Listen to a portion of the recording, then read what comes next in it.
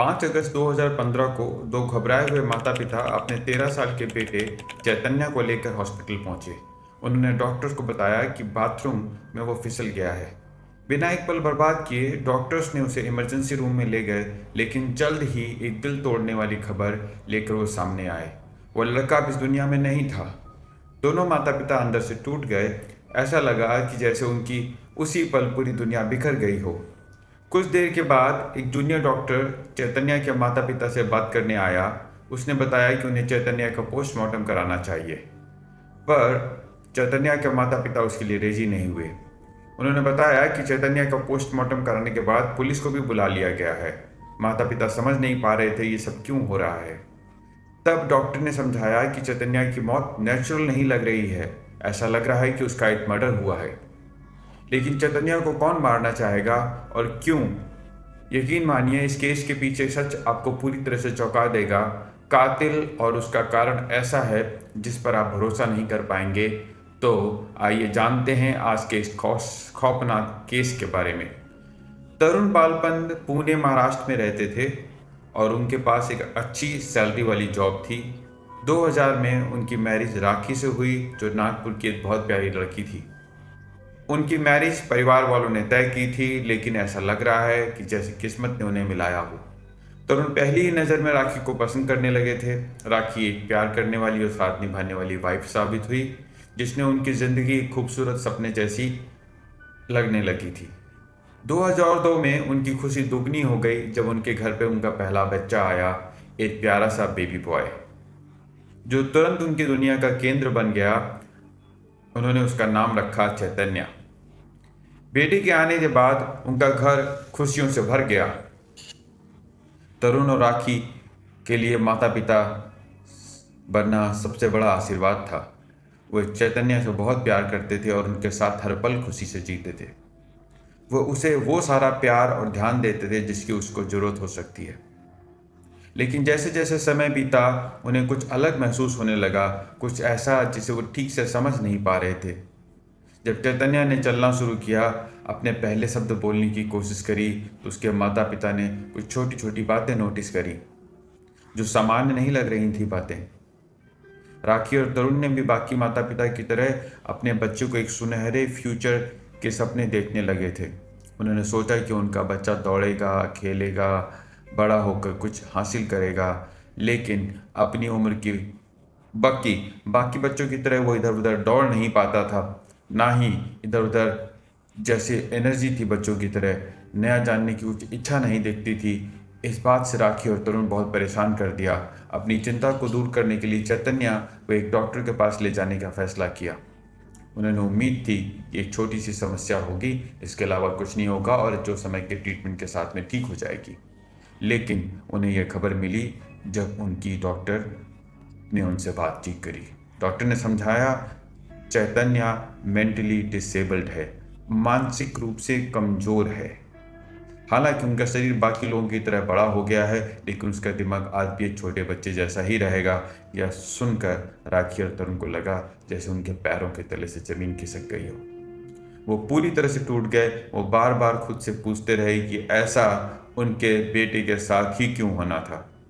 लेकिन इस दर्द के पीछे बात साफ थी कि चैतन्य को कभी भी ये महसूस नहीं होने देंगे कि बाकी बच्चों से वो कम है। राखी और तरुण अपना सारा प्यार चैतन्य पर लगा देते थे, सारा प्यार लुटा देते थे। उन्होंने हमेशा की तरह उसको सपोर्ट किया, उसकी देखभाल करी, उसे प्यार दिया। लेकिन चैतन्य की डिसेबिलिटी को नहीं पहचाना जाता था। वह उनका बेटा उस दुनिया में सबसे ज़्यादा उसी से प्यार करते थे। साल बीतते गए और जल्द ही 2014 आ गया। जब तक चैतन्य 12 साल का हो चुका था, वो कद में तो बड़ा हो गया, लेकिन उसका दिमाग अभी भी एक छोटे बच्चे जैसा ही था। उसकी मासूम मुस्कान और साफ दिल हर किसी को खुशी से भर देती थी। लेकिन एक तरफ जहाँ चैतन्य खुशी की वजह था, वहीं राखी और तरुण की मैरिज के लिए ऐसा नहीं किया जा सकता था। सालों के साथ उनका एक दूसरे से प्यार करने वाला रिश्ता टूटने लगा था। उनकी बहसें लगातार बढ़ती जा रही थी। कपल अक्सर छोटी छोटी बातों पर लड़ते थे।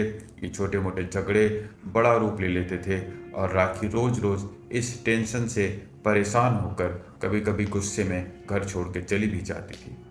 लेकिन हर बार जब वह जाती थी, तरुण उसे चैतन्य की खातिर वापस लाने के लिए मना लेता था। लेकिन मुश्किलों के बावजूद भी वो दोनों जानते थे चैतन्य को उनकी बहुत ज़रूरत है। हालांकि तरुण और राखी के बीच की बहस ज़्यादा बढ़ गई और राखी का घर छोड़कर जाना एक आम बात हो गई थी। वह घर जहाँ पहले शांति थी, अब वहाँ टेंशन भरा रहता था। दोनों इस कभी ना खत्म होने वाली लड़ाई से परेशान हो गए थे और आखिरकार उन्होंने अपनी मैरिज को खत्म करने का फैसला किया। डिवोर्स लेना ही एकमात्र रास्ता नजर आया। डिवोर्स के दौरान राखी ने एक चौंकाने वाली मांग रख ली। उसने गुजारे भत्ते के लिए एलॉमनी के तौर पे 25 लाख रुपए मांगे। यह तरुण के लिए बहुत बड़ा शौक था। उसके पास इतनी बड़ी रकम देने के लिए नहीं थी और इस मांग ने उसे बेबस और परेशान कर दिया। इसी पूरी परेशानी के बीच चैतन्य अपने पिता तरुण के साथ ही रह रहा था। लेकिन राखी इससे खुश नहीं थी। उसने कोर्ट से अपील की कि और चैतन्य की कस्टडी मांगी। लंबी कानूनी लड़ाई के बाद में कोर्ट ने चैतन्य को कस्टडी राखी को दे दी। इसके तुरंत बाद ही चैतन्य अपनी मां के साथ पुणे के किराए के फ्लैट में रहने चला गया। इस बीच डिवोर्स का मामला खिंचता रहा। तरुण, जो मानसिक रूप से आर्थिक रूप से टूट रहा था, बार बार राखी से अपनी 25 लाख की मांग वापस लेने के लिए कहता रहा। उसने कई बार समझाने की कोशिश की कि उनके पास इतना सारा पैसा देने का कोई रास्ता नहीं है, लेकिन राखी अपने फैसले पर अड़ी रही और हालात दिन पे दिन और उलझते जा रहे थे। उसने साफ तौर पे तरुण से कह दिया था कि अगर ये पैसे का इंतजाम नहीं कर सकता तो उसकी समस्या नहीं है, यह तरुण की जिम्मेदारी है। इसका कोई भी तरीका ढूंढे। उसे कोई भी दया नहीं दिखाई दी और इसके ऊपर राखी ने एक चौंकाने वाली और मांग कर दी। कुछ साल पहले तरुण ने चैतन्य के नाम पे 25 लाख रुपए की इंश्योरेंस पॉलिसी ली थी। अब राखी जिद कर रही थी उस पॉलिसी में नॉमिनी उसी को बनाया जाए। वह चाहती थी वो सारे का पैसे का सारा कंट्रोल वो अपने हाथ में रख ले। तरुण को लग रहा था कि उसकी दुनिया तबाह हो रही है। वह पहले ही डिवोर्स और पैसों की समस्या से जूझ रहा था। अब इन मांगों ने उसे पूरी तरह से परेशान कर दिया था। वह समझ नहीं पा रहा था कि क्या करे। बस बड़ा बेबस होकर कोर्ट के फैसले का इंतजार कर रहा था। लेकिन उसे नहीं पता था कि उसकी ज़िंदगी में एक ऐसा तूफान आने वाला है जो उसे और राखी दोनों को अंदर तक हिला कर रख देगा। 5 अगस्त 2015 को दोपहर के करीब हवा एक जोरदार और डरावनी रोने की आवाज़ में गूंजी। आसपास रहने वाले पड़ोसी तुरंत परेशान होकर यह देखने के लिए राखी की तरफ भागे कि आखिर हुआ क्या है। राखी उस समय अपने फ्लैट में थी। जब वे उसके फ्लैट अपार्टमेंट के पास पहुंचे तो उन्होंने देखा राखी बाथरूम में खड़ी थी। उसका चेहरा गहरे सदमे और दुख से भरा हुआ था। वह एकदम खोई हुई और ज़्यादा दुखी लग रही थी। लेकिन जो नज़ारा उनके सामने आया उस पर कोई भरोसा नहीं कर सकता था। बाथरूम के ठंडे फर्श पे चैतन्य बेजान बॉडी पड़ी थी। उसमें खून बह रहा था लेकिन बिल्कुल हिलडुल नहीं सकता था। पड़ोसियों का दिल उस नज़ारे को देखकर एक पल के लिए रुक गया। उसने आंसुओं के बीच राखी को कुछ कहने की कोशिश करी, लेकिन उसने बताया चैतन्य नहाने के लिए बाथरूम में गया था लेकिन बहुत देर तक बाहर नहीं निकला, तो इसलिए मैंने आवाज़ पहले लगाती रही, दरवाज़ा खटखटाती रही। बोलते समय उसकी आवाज़ भी कांप रही थी और शब्द मुश्किल से निकल रहे थे। जब उससे और इंतज़ार नहीं हुआ तो उसने बाथरूम का दरवाज़ा धक्का मार के खोलने की कोशिश करी, लेकिन वह अंदर से बंद था। घबराहट और जल्दीबाजी में उसने ज़बरदस्ती दरवाज़ा खोलने के लिए बहुत ज़ोर से धक्का मारने की कोशिश करी, तो दरवाज़ा बाहर अंदर की तरफ खुला तो उसने देखा चैतन्य ज़मीन के अंदर पड़ा है। उसने कहा कि शायद नहाते समय वो फिसल गया होगा, उसके सर पे चोट लग गई होगी और वो बेहोश हो गया। बिना समय बर्बाद किए पड़ोसियों ने तुरंत मदद की और राखी चैतन्य को लेकर हॉस्पिटल की तरफ भागी। इस पूरी घबराहट के बीच में राखी ने तुरंत तरुण को कॉल किया और उसे इस हादसे के बारे में बताया। तरुण का दिल जोर से धड़कने लगा। वह एक चमत्कार की दुआ करते हुए जितनी जल्दी हो सके हॉस्पिटल पहुंचा, लेकिन अफसोस बहुत देर हो चुकी थी। हॉस्पिटल पहुंचते ही डॉक्टर ने चैतन्या को मृत घोषित कर दिया था। तरुण और राखी के लिए ये एक ऐसा बुरा सपना था जिससे वो जाग नहीं पा रहे थे। लेकिन फिर कहानी में एक अचानक मोड़ आया। डॉक्टर ने चैतन्या की मौत के लिए पुलिस को खबर कर दी। कुछ ही समय में पुलिस हॉस्पिटल पहुंच गई। डॉक्टर ने शांत लेकिन गंभीर आवाज में राखी और तरुण को बताया कि चैतन्या की बॉडी का पोस्टमार्टम करना पड़ेगा। पोस्टमार्टम की बात सुन के दुखी माता पिता हैरान रह गए। तरुण और राखी की पूछताछ की और पूरा यकीन दिलाया कि चैतन्या की मौत बस एक हादसा है, वह बाथरूम में फिसल गया था, तो फिर पोस्टमार्टम करने की जरूरत क्या है। बाद में डॉक्टर ने चौंकाने वाली बात बताई कि उन्हें शक है कि चैतन्या की मौत एक्सीडेंट नहीं थी। जब उन्होंने उसकी बॉडी को चेक किया तो ऐसी चोटें मिली हैं जो बहुत सारे गंभीर सवाल खड़े कर रही थी। तो उन्हें पूरी तरह से टूट गया था। समझने की ये कोशिश कर रहा था कि उसके मासूम बेटी को कौन चोट पहुंचा सकता है। शुरुआत में राखी और तरुण ने इसे मनाने से इनकार कर दिया, लेकिन आखिर में जब जवाब पाने के लिए उम्मीद नहीं मिली तो उन्होंने पोस्टमार्टम की इजाज़त दे दी। पोस्टमार्टम के बाद में आखिरी बार चैतन्या की बॉडी को गले लगाया। एक ऐसा पल जिसका दर्द बयां करना बहुत ही मुश्किल था। उन्होंने गहरे दुख के साथ अंतिम संस्कार किया। उनका दुख भरी समय के साथ रस्मों को साफ दिखाई दे रहा था। कुछ दिनों बाद पोस्टमार्टम की रिपोर्ट आई। सच पुष्टि कर दी कि रिपोर्ट में कुछ डरावनी बातें सामने आई।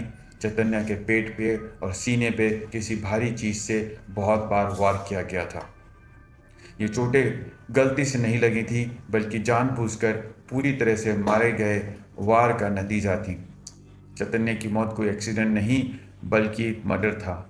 इस खुलासे ने पूरे इलाके को हिलाकर रख दिया। इन सबूतों के साथ पुलिस ने राखी को अरेस्ट कर लिया, लेकिन उस समय सिर्फ वही वहां पर मौजूद थी। एक माँ जो अपने बेटे के दुख में इतनी ज़्यादा डूबी हुई है, पुलिस की कड़ी पूछताछ के बाद में आखिरकार राखी ने एक भयानक सच सामने उगल दिया। उसने माना कि उसकी पहले वाली कहानी झूठी थी। चैतन्या बाथरूम में बिल्कुल नहीं फिसला था, बल्कि उसी ने अपनी बेटे की जान ली है। एक खौफनाक हरकत करते हुए उसने अपने बेटे को घर में रखे एक बेड से पीट पीट कर मार डाला। फिर सच छिपाने के लिए उसने बाथरूम में फिसलने वाली झूठी कहानी गढ़ी। राखी रोते हुए इस भयानक घटना को समझने की कोशिश कर रही थी। उसने पुलिस को बताया कि उसने कभी चैतन्या को मारने के इरादे से नहीं किया था। सब निराश हो गए, एक पल में ये क्या हो गया। उसने दावा किया कि 5 अगस्त को चैतन्य ऐसा बर्ताव करने लगा जिससे वह हैरान रह गई। राखी ने कहा कि उससे कुछ गलत करने की कोशिश करी।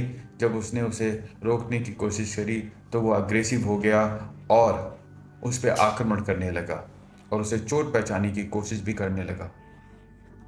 डर और घबराहट में उसे धक्का दे दिया और खुद को बचाने के लिए पास रखे हुए बैट को उठा लिया। आगे क्या हुआ ये बताते हुए उसकी आवाज़ कांप रही थी। उसने कहा कि उससे चैतन्य के बेटे से तब तक कई बार मारा जब तक वो गिर नहीं गया।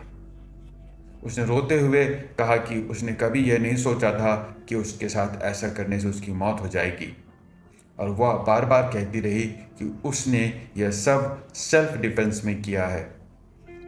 पुलिस ध्यान से सुन रही थी। उसने अंदर से कई बार इस तरह के जज्बात उमड़ रहे थे। कुछ को राखी पर तरस आ रहा था, जबकि कुछ को शक हो रहा था। वो जानते थे कि उसकी जुबान और उसकी कहानी बिल्कुल मैच नहीं कर रही है, इसलिए उन्होंने पूरा सच जानने के लिए बहुत सारे सबूत इकट्ठे करने शुरू कर दिए। गवाहों से पूछताछ करना और मौके की जांच करना शुरू कर दी। हर कोई कई सवालों के साथ छूट गया था। उस दिन असल में हुआ क्या था? क्या राखी की कहानी सच थी या फिर सतह के नीचे कुछ और था? क्या और भी कोई गहरे राज छुपे हुए थे? लेकिन अगर आपने ये वीडियो यहाँ तक देख लिया है और वीडियो को लाइक कर सकते हैं तो लाइक कर दीजिए अगर आपको लगता है। और 93% व्यूअर्स जो लोग वीडियो देखते हैं वो सब्सक्राइब नहीं करते, तो मैं उम्मीद करूँगा कि आप इसको सब्सक्राइब भी कीजिए। एक जालिम माँ की कहानी, यह जानने के लिए असल में हुआ क्या था, पुलिस ने राखी की कहानी में गहराई जाने का फैसला लिया। उन्होंने चैतन्या को तरुण से पूछताछ के लिए बुलाया और राखी के कबूलनामे के बारे में तरुण को सुनकर बड़ा सदमा लगा। राखी क्या दावा कर रही थी जो इस बात को बिल्कुल यकीन नहीं हो रहा था। उसने साफ तौर पे कहा कि उनका बेटा कभी ऐसा बर्ताव नहीं कर सकता। उसने कहा, मेरा बेटा एक ऐसा नहीं कर सकता, कुछ भी क्यों ना हो जाए। खासकर अपनी माँ के साथ। वह बड़ा हो रहा था, लेकिन उसका दिमाग अभी भी एक 5 साल के बच्चे जैसा ही था। चैतन्य कभी ऐसा बर्ताव कर सकता है, ये इम्पॉसिबल है। लेकिन पुलिस जानती थी सच सामने लाने के लिए उन्हें सबूतों की जरूरत है। उन्होंने राखी के पड़ोसी से बात करने की शुरुआत करी और उन्हें पूछा कि वो कैसी माँ थी और चैतन्य किस तरह का लड़का था। पड़ोसियों ने उस फैमिली के बारे में चौंकाने वाली बातें बताईं। उन्होंने बताया कि राखी एक बहुत बड़ी, क्रूर और सख्त माँ थी जो अक्सर चैतन्य के साथ बुरा बर्ताव करती थी। पड़ोसियों ने कहा कि वह बिना किसी दया के पीटती थी और उसकी चीखें पूरी बिल्डिंग में सुनाई देती थी। कुछ पड़ोसियों ने यह भी बताया कि राखी कई कई घंटों तक चैतन्य को घर में अकेला बंद कर देती थी और अक्सर छोटी छोटी गलती पर उसे बहुत लंबी सजा देती थी और उसे दिन, दो दो दिन, एक एक दिन खाने तक भी नहीं देती थी। सबके दिल तोड़ने वाली ये बात पड़ोसियों को बताई, जिन्होंने चैतन्य अपनी मानसिक कमजोरी के बावजूद भी कभी कभी दुख उनके साथ शेयर करता था। वह खिड़की पर उनसे बात करता था और खौफनाक चीज़ों के बारे में बताता जो घर पे वो सहता था। इन बातों से ये सवाल खड़े कर दिए थे कि 5 अगस्त को राखी ने कुछ भी किया हो, वो सेल्फ डिफेंस नहीं था। फिर वह इसके सालों के गुस्से और चिड़चिड़ेपन का नतीजा था। पड़ोसी ने यह भी बताया कि अक्सर चैतन्य की मदद करने के लिए चुपचाप खिड़की से उसे वो खाना दे दिया करते थे जब राखी आसपास नहीं होती थी। लेकिन अगर आप यह सोच रहे हैं कि इन दयालु पड़ोसियों ने कभी पुलिस से राखी को क्यों शिकायत नहीं करी, तो इसका जवाब था कि वो डरा देती थी कि खासकर औरतें राखी से इस बात के बारे में जब भी बात करने की कोशिश करती तो वह चैतन्य के साथ कि कैसा बर्ताव करती है और वो धमकी देती है। राखी उन्हें भी चेतावनी देती थी अगर उन्होंने बीच में पढ़ने की कोशिश करी तो उनके पतियों पर गलत इल्ज़ाम लगा देगी और उन्हें बेइज्जत कर देगी और उन्हें डरा देगी कि उनके पतियों ने उसके साथ में गलत व्यवहार किया है और बदतमीजी भी करने लगी। इन धमकियों के बाद पड़ोसियों ने कुछ बोलने से मना कर दिया। उन्हें चुप रहना ही समझा और अपनी फैमिली को बचाने के लिए राखी से कोई बात करने के लिए बचने लगी। दादी की गवाही जो बहुत अहम हिस्सा थी, बाद में हालात और गंभीर होते चले गए। राखी की मां ने पुलिस को बयान दिया। उन्होंने बताया चैतन्य की मौत से कुछ दिन पहले राखी वहां अपने नाती के साथ पुणे आई थी। अपने वहां रहने के दौरान पे उन्होंने खुद राखी को खौफनाक बर्ताव करते हुए देखा। उन्होंने देखा कि राखी चैतन्य के साथ जानवरों की तरह बदतर सलूक कर रही थी। राखी अक्सर उस पर चिल्लाती, उसे पीटती और उसे बिल्कुल भी प्यार नहीं करती थी। अपनी बेटी के इस बर्ताव को देखकर राखी की माँ सदमे में थी। उन्होंने कई बार इस बीच बचाव में पड़ने की कोशिश करी। राखी चैतन्य के साथ अच्छे से पेश आने की बजाय उसकी बात बिल्कुल नहीं मानती थी। तो उन्होंने एक यहाँ तक कह दिया कि वो चैतन्य के साथ वापस नागपुर ले जाएगी और उसकी देखभाल करेगी। लेकिन राखी ने गुस्से में जवाब दिया, अपनी ही माँ को धमकी दी। उसने कहा कि अगर उन्होंने चैतन्य को ले जाने की कोशिश करी तो वह उन पर किडनैपिंग का केस लगा देगी। बेबस माँ डर गई, राखी के माँ के पास वहीं पर छोड़ के चैतन्य को वापस अपने घर चली गई। हालांकि वो जानती थी कि वह दर्द में है, उसकी माँ कोई मदद नहीं कर पाई सकती। उसकी मदद न कर पाने के दर्द उनके दिल में बैठ गया था और अपनी नाती को इंसाफ दिलाने के लिए राखी के खिलाफ दवाई देने को अब तैयार हो गई थी। कई लोगों को बात करने के बाद पुलिस ने राखी को एक बार फिर पूछताछ के लिए बुलाया। इस बार उन्होंने कड़ी पूछताछ करी। शुरू करने से पहले शुरुआत में बहुत ध्यान दिया और आराम से बात की, लेकिन बाद में राखी ने आखिर सच माना कि यह राखी का अपना लैंडलॉर्ड के साथ अफेयर चल रहा था और वो दोनों एक साथ नई जिंदगी शुरू करना चाहते थे, इसलिए बहुत सारे पैसे चाहते थे। इसके लिए अलावा राखी के पास चैतन्य की कस्टडी भी थी जो उसके लिए एक बड़ा बोझ बन चुकी थी। ने फिर चैतन्य को रास्ते से हटाने का एक खौफनाक प्लान बनाया। उन्होंने तय किया कि उसे मारने से राखी की आज़ाद हो जाएगी और उसे 10 लाख रुपए के इंश्योरेंस पॉलिसी का पैसे का हिस्सा मिलेगा, जो तरुण चैतन्य के नाम पे ली थी। चूंकि कस्टडी राखी के पास थी, इसलिए मौत के बाद सारा पैसा उसे ही मिलता। कई दिनों की सोच समझकर प्लान बनाने के बाद 5 अगस्त 2015 को उन्होंने इसे अंजाम दिया। राखी ने चैतन्य को बड़ी बेरहमी से मारने के लिए एक कदम उस प्लान के हिसाब से उठाया। उन्हें लगा ये सब कुछ उनके हिसाब से होगा और इंश्योरेंस का पैसा उनको मिल जाएगा। लेकिन उनका प्लान वैसा नहीं था जैसे उन्हें उम्मीद थी। पुलिस ने राखी और उसके प्रेमी को अरेस्ट कर लिया। केस कोर्ट में चला। महीनों तक चले कानूनी मामलों के बाद 2 नवंबर 2018 को पुणे सेशन कोर्ट ने राखी को अपने ही बेटे के मर्डर करने का दोषी पाया। उसे 10 साल की सजा सुनाई। यह केस एक बहुत ही दर्दनाक याद दिलाता है कि कैसे जब लालच और अपनी इच्छाएं हावी हो जाएं तो चीज़ें कितना बुरा रूप ले लेती हैं, और यह सोचने पर मजबूर करती है कि एक माँ अपने ही बच्चे के साथ इतना खौफनाक काम कैसे कर सकती है। यह हम सब के लिए एक चेतावनी है, और हमेशा ध्यान रखें कि हमारे आसपास क्या हो रहा है, और अगर हम किसी को मुसीबत में देखें तो अपनी आवाज़ जरूर उठाएं। इस चौंकाने वाले केस पर आपके क्या विचार हैं? क्या आपने कभी ऐसा कुछ देखा है या किसी ऐसे को जानते हैं जिनके साथ ऐसा हुआ है? और आज का ये केस जो आपके सामने रखा गया, इसमें अपने विचार शेयर कीजिए। वीडियो को लाइक भी कर सकते हैं अगर आपको पसंद आया हो, और अगर इस तरह की कहानियाँ को और केसेस के बारे में जानना है तो सब्सक्राइब भी कर सकते हैं, जिससे कि आपको इन्फॉर्मेशन मिलती रहेगी। धन्यवाद।